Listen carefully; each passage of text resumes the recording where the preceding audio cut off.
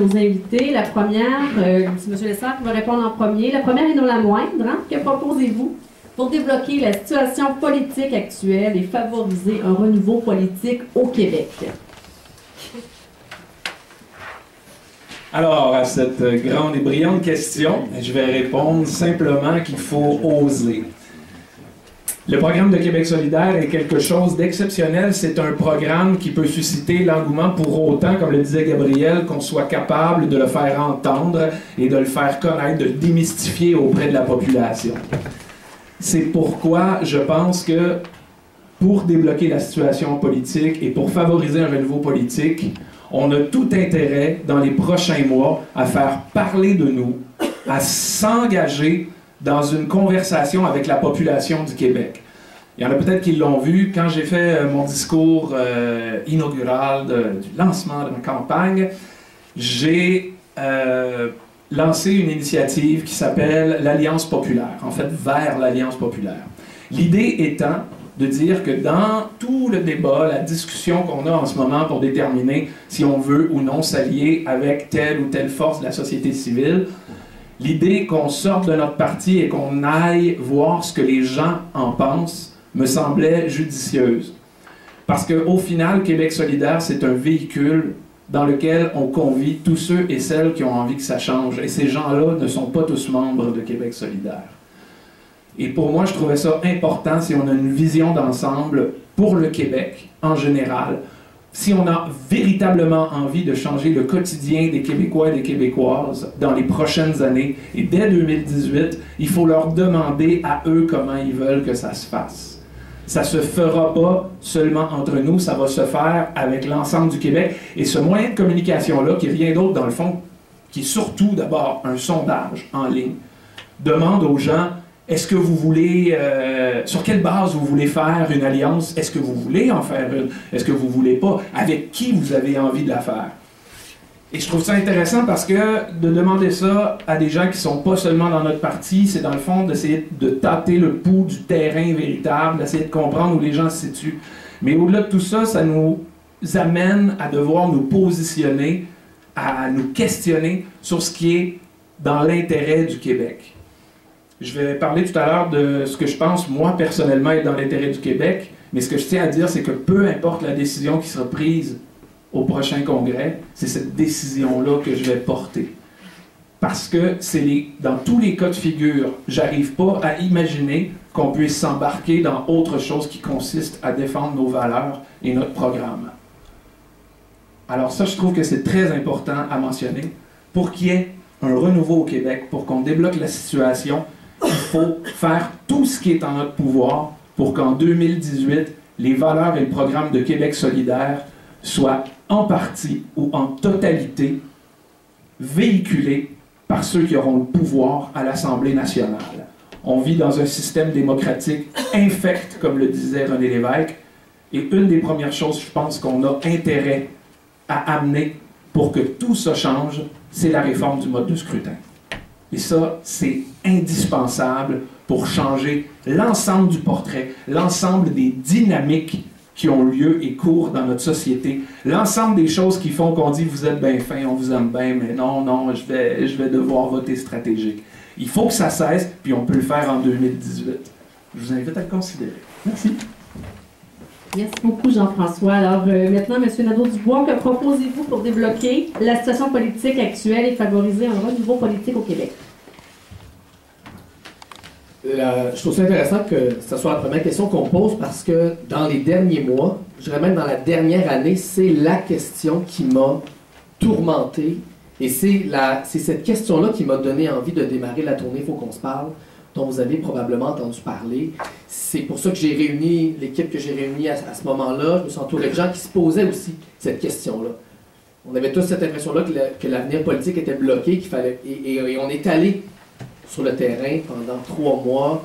J'ai participé à près d'une centaine d'événements publics, souvent des assemblées de cuisine, à une quinzaine aussi de grandes consultations publiques, et j'ai posé cette question-là à des milliers de Québécois et de Québécoises. J'ai eu des discussions de plusieurs heures. Ça a été une expérience qui a changé ma vie. Ça a vraiment été une expérience formidable. Et c'est cette tournée-là qui m'a donné envie de me joindre à Québec solidaire, parce que moi, ce que j'ai beaucoup entendu dans les cuisines du Québec, c'est une volonté, c'est une lassitude, une forte lassitude, une fatigue par rapport à la classe politique traditionnelle, et la volonté de voir émerger au Québec un projet de société porté par une nouvelle force politique qui assume de se positionner en rupture avec le consensus, avec les différents grands dogmes, les grands consensus qui ont été ceux de la classe politique au Québec, des vieux partis, depuis plusieurs années maintenant.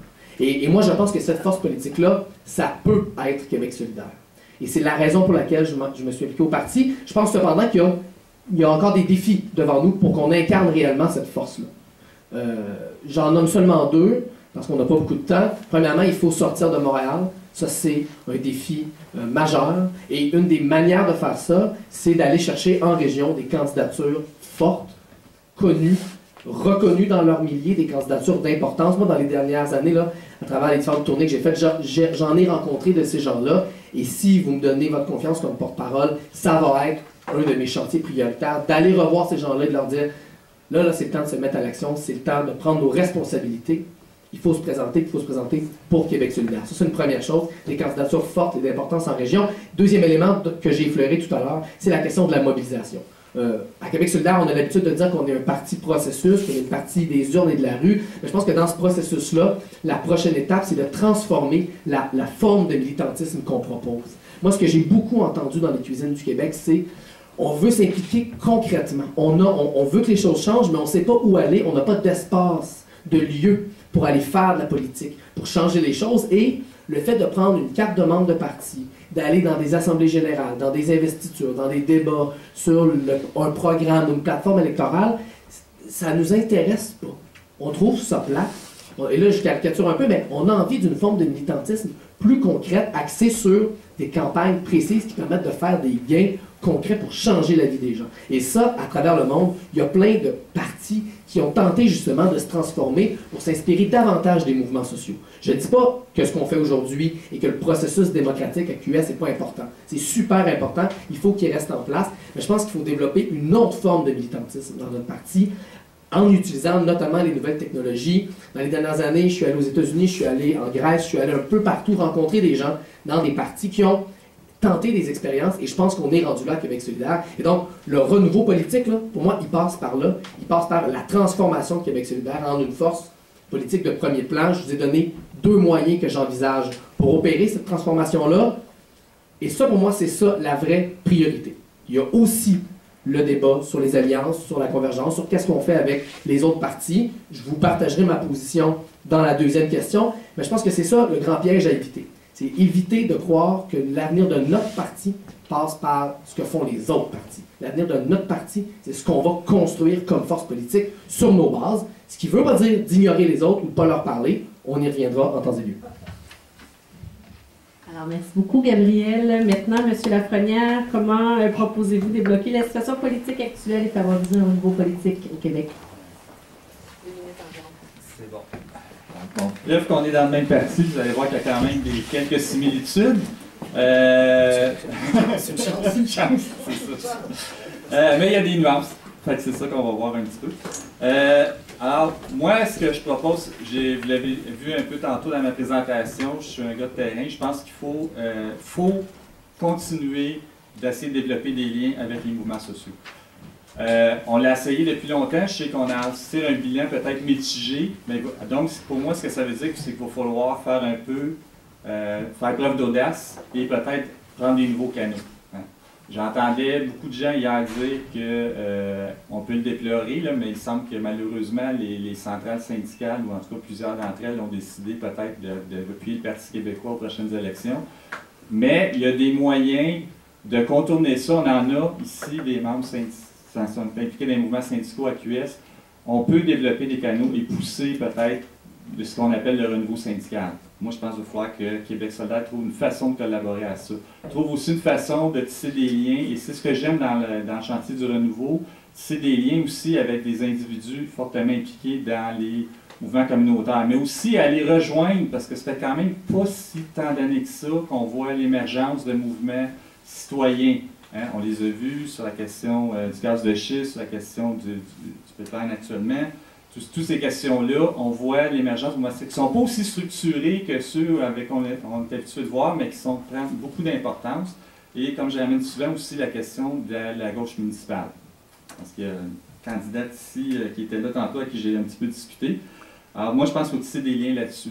Il faut être plus agressif, à mon avis, au niveau de notre discours économique. Je pense que ça fait partie des choses. Je trouve qu'on a plein de bonnes idées dans notre programme.